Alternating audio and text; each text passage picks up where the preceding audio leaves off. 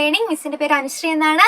അപ്പോൾ 3ാം ക്ലാസ്സിലെ കുഞ്ഞുമക്കൾ എല്ലാവരും EVS പരീക്ഷയ്ക്ക് വേണ്ടി ഇങ്ങനെ റെഡി ആയിട്ട് ഇരിക്കുകയാണല്ലേ. അപ്പോൾ നമുക്ക് എന്തായാലും EVS എക്സാമിന് ഫുൾ മാർക്ക് വാങ്ങിക്കണം. അപ്പോൾ അതിനുവേണ്ടി നമ്മുടെ EVSലുള്ള ഒരു ഇമ്പോർട്ടൻറ്റ് ചാപ്റ്ററാണ് നമ്മുടെ ഹാൻഡ്സ് ഡാറ്റ് റീപ്പ് വിർച്യു, നന്മ വിളയിക്കും കൈകൾ എന്ന ചാപ്റ്റർ അല്ലേ. അപ്പോൾ ഈ ചാപ്റ്ററിൽ നിന്ന് എങ്ങനെയൊക്കെയാണ് ചോദ്യങ്ങൾ വരുന്നത്, കഴിഞ്ഞ വർഷങ്ങളിൽ മുൻ വർഷങ്ങളിലൊക്കെ എങ്ങനെയാണ് ചോദ്യങ്ങൾ വന്നിട്ടുള്ളതെന്ന് നമുക്കൊന്ന് നോക്കാം. അപ്പോൾ ഇങ്ങനെ കുറേ ക്വസ്റ്റ്യൻസ് പ്രാക്ടീസ് ചെയ്യുമ്പോഴാണ് നിങ്ങൾക്ക് എങ്ങനെയാണ് ഒരു ഐഡിയ കിട്ടുന്നത് അല്ലെ, എങ്ങനെയാണ് ക്വസ്റ്റ്യൻസ് വരുന്നത്, ക്വസ്റ്റ്യൻസിന്റെ പാറ്റേൺ എന്തൊക്കെയാണെന്നുള്ള ഒരു ഐഡിയ കിട്ടുന്നത്. അതേപോലെ തന്നെ ആയിരിക്കും ഇത്തവണ നിങ്ങളോട് ചോദിക്കുക. അപ്പൊ നമുക്ക് മാർക്ക് മിസ് ചെയ്യാൻ പറ്റില്ല, അടിപൊളിയായിട്ട് തന്നെ നമുക്ക് എഴുതി ഫുൾ മാർക്ക് വാങ്ങിക്കണം അല്ലെ. അപ്പൊ നമ്മുടെ നന്മ വിളയിക്കും കൈകൾ അല്ലെങ്കിൽ ഹാൻഡ്സ് ദാറ്റ് റീപ്പ് വിർച്യു എന്ന ചാപ്റ്ററിലുള്ള മുൻ വർഷത്തിൽ ചോദിച്ചിട്ടുള്ള ഒരു ക്വസ്റ്റ്യൻ നമുക്ക് ഡിസ്കസ് ചെയ്താലോ? റെഡി അല്ലേ നിങ്ങള്? എങ്കിൽ ഇതാ ഒരു ചോദ്യം നോക്കിക്കോളൂ. Lesson on agriculture, what is this tool used for? എന്താണ് ചോദ്യം? ഈ ഉപകരണം ഏത് തൊഴിലിനാണ് ഉപയോഗിക്കുന്നത്? ഇവിടെ ഒരു ചിത്രം തന്നിട്ടുണ്ടല്ലേ, ഇവിടെ ഒരു ഉപകരണത്തിന്റെ ചിത്രം തന്നിട്ടുണ്ട്. ഈ ഉപകരണം ഏത് തൊഴിലിനാണ് ഉപയോഗിക്കുന്നത് എന്നാണ് ചോദിച്ചിട്ടുള്ളത്. കാർപ്പൻട്രിക്കാണോ, ഫാമിങ്ങിനാണോ, സ്റ്റിച്ചിങ് ക്ലോത്ത്സിനാണോ, ഫിഷിങ്ങിനാണോ?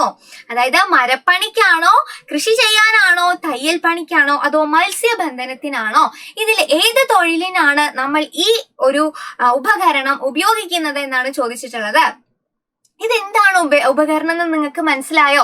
ഇതേപോലെ ചിത്രം തന്നിട്ട് നിങ്ങളോട് ചോദിക്കും. അപ്പൊ ഈ ഉപകരണങ്ങളെല്ലാം നിങ്ങൾ മനസ്സിലാക്കിയിരിക്കണം. അപ്പൊ ഇവിടെ തന്നിട്ടുള്ളത് എന്ത് ഉപകരണമെന്ന് നിങ്ങൾക്ക് മനസ്സിലായോ? ഇത് നമ്മുടെ പ്ലോ ആണല്ലേ. പ്ലോ അഥവാ നമ്മുടെ കലപ്പയാണ്.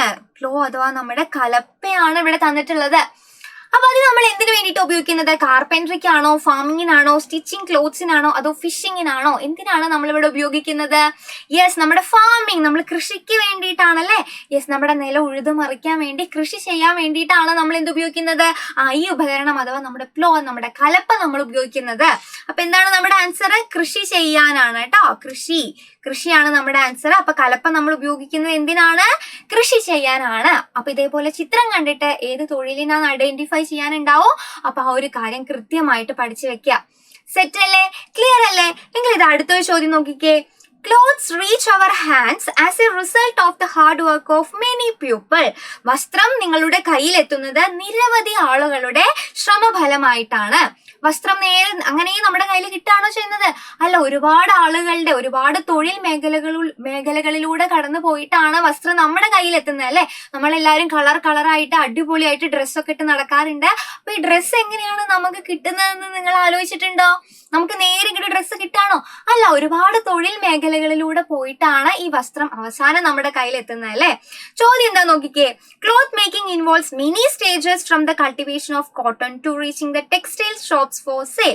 പരുത്തി കൃഷിയിൽ തുടങ്ങി തുണിക്കടയിൽ എത്തുന്നത് വരെയുള്ള ഘട്ടങ്ങൾ ക്രമത്തിൽ എഴുതാനാണ് പറഞ്ഞിട്ടുള്ളത്. അതായത് പരുത്തി കൃഷി, ആദ്യം നമ്മൾ ഈ ഡ്രസ്സിനുള്ള പരുത്തിയൊക്കെ നമ്മൾ ആദ്യം കൃഷി ചെയ്തുണ്ടാക്കി അവസാനം ഈ ഡ്രസ്സ് തുന്നി നമ്മുടെ കയ്യിൽ കിട്ടുന്നത് വരെ ഒരുപാട് ഘട്ടങ്ങളുണ്ട്, ഒരുപാട് സ്റ്റേജസ് ഉണ്ട്. Now complete the process of cloth making in proper order. അപ്പൊ ആ സ്റ്റെപ്പുകളെല്ലാം കറക്റ്റ് ഓർഡറിൽ എഴുതാൻ വേണ്ടിയിട്ടാണ് നമ്മളോട് ചോദിച്ചിട്ടുള്ളത്. അപ്പൊ ഇത് വളരെ വളരെ വളരെ ഇമ്പോർട്ടന്റ് ആയിട്ടുള്ള ഒരു ഭാഗമാണ്. എക്സാമിന് എപ്പോഴും ചോദിച്ച് കണ്ടിട്ടുള്ളതാണ്. അപ്പൊ ഈ ഒരു ക്വസ്റ്റ്യൻ നിങ്ങൾ എല്ലാവരും കൃത്യമായിട്ട് പഠിച്ചു വെക്കണം. ഈ ചാപ്റ്ററിൽ നിന്ന് എന്തായാലും ഈ ഒരു ക്വസ്റ്റ്യൻ നിങ്ങൾക്ക് പ്രതീക്ഷിക്കാം. അപ്പൊ ഏതൊക്കെ ഘട്ടങ്ങളിലൂടെ, ഏതൊക്കെ തൊഴിൽ മേഖലകളിലൂടെ പോയിട്ടാണ് ഈ വസ്ത്രം നമ്മുടെ കയ്യിൽ എത്തുന്നത് നമുക്ക് നോക്കാം. എന്താണ് ആൻസർ നോക്കിക്കേ.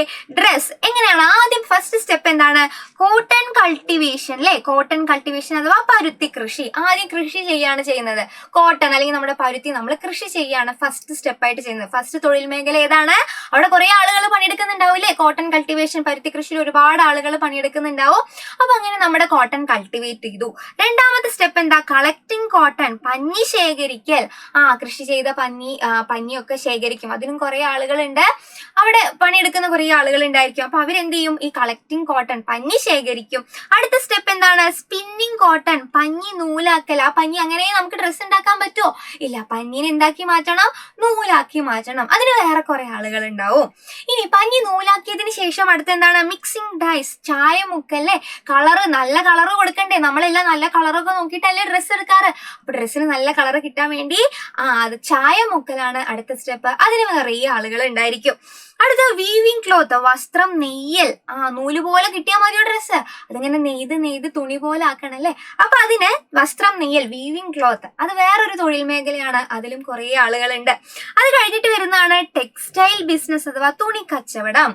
തുണിയൊക്കെ നെയ്ത് കഴിഞ്ഞാൽ ആ തുണി കച്ചവടത്തിലേക്ക് നമ്മൾ പറഞ്ഞയക്കുന്നു. അവിടെയും കുറെ ആളുകൾ ഈ തുണി കച്ചവടം ചെയ്യാനിരിക്കുന്നുണ്ടായിരിക്കും. അത് കഴിഞ്ഞാൽ ലാസ്റ്റ് ആണ് സ്റ്റിച്ചിങ് ഗാർമെന്റ്സ്, വസ്ത്രം തയ്ക്കൽ. തുണിയായിട്ട് കിട്ടിയാൽ മതിയോ, അല്ല, വസ്ത്രം നല്ല ഭംഗിയുള്ള ഷർട്ടും ഉടുപ്പും ഒക്കെ ഇങ്ങനെ തയ്ച്ച് നമുക്ക് കിട്ടണല്ലേ. അപ്പൊ ലാസ്റ്റ് സ്റ്റെപ്പാണ് സ്റ്റിച്ചിങ് ഗാർമെന്റ്സ്, വസ്ത്രം തയ്ക്കൽ. ആ തയ്ച്ച വസ്ത്രമാണ് നമുക്ക് കടയിൽ പോയി കഴിഞ്ഞാൽ കിട്ടുന്നത്. അപ്പൊ നമ്മുടെ കയ്യിൽ ആ ഡ്രസ്സ് കിട്ടുന്നത് വരെ അത് ഒരുപാട് തൊഴിൽ മേഖലകളിലൂടെ ഒരുപാട് ഘട്ടത്തിലൂടെ കടന്നു പോകുന്നുണ്ട്. അപ്പൊ ഇതേപോലെ കറക്റ്റ് ഓർഡറിൽ എഴുതാൻ വേണ്ടി നിങ്ങളോട് ചോദിക്കും. അപ്പൊ ഈ ഒരു ഓർഡർ കൃത്യമായി പഠിച്ചു വെക്കുക, എന്നിട്ട് എക്സാമിന് എഴുതാം. ഓക്കെ, സെറ്റ് അല്ലേ? അടുത്ത ഒരു ചോദ്യം നോക്കിക്കേ. Many of the tools we use for agriculture today did not exist in past. Name the tools which were commonly used in olden days instead of the below given tools. അതായത് കൃഷിക്ക് ഇന്ന് ഉപയോഗിക്കുന്ന പല ഉപകരണങ്ങളും പണ്ടില്ലായിരുന്നു. ഇപ്പൊ നമ്മൾ കുറെ ടെക്നിക്കൽ ആയിട്ടൊക്കെ നമ്മൾ കുറെ ഡെവലപ്പ് ആയതുകൊണ്ട് നമുക്ക് ഇപ്പോൾ കുറെ മെഷീൻസ് ഒക്കെ ഉണ്ട് അല്ലെ. പക്ഷെ ഇപ്പൊ ഉപയോഗിക്കുന്ന കുറെ ഉപകരണങ്ങളൊന്നും പണ്ട് കാലത്ത് ഇല്ലായിരുന്നു. Name the tools which were commonly used in olden days instead of the below given tools. അതായത് താഴെ തന്നവയ്ക്ക് പകരം മുൻകാലങ്ങളിൽ എന്താണ് ഉപയോഗപ്പെടുത്തിയത് എന്ന് എഴുതാനാണ് ചോദിച്ചിട്ടുള്ളത്. ഏതൊക്കെയാണ്? മോട്ടോർ പമ്പാണ് പറഞ്ഞിട്ടുള്ളത്. മോട്ടോർ പമ്പിന് പകരം നമ്മൾ പണ്ട് കാലത്ത് എന്താണ് ഉപയോഗിച്ചിരുന്നത് എന്ന് നിങ്ങൾക്ക് അറിയോ?